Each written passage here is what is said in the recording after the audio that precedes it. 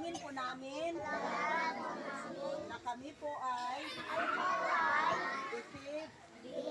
makikinig sa inyo.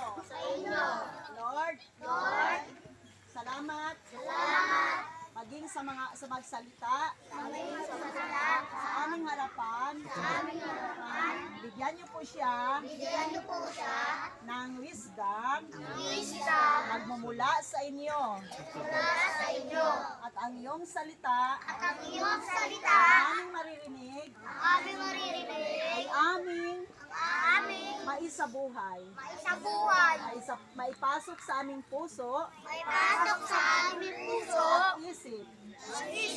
At magkaroon po kami ng takot sa inyo.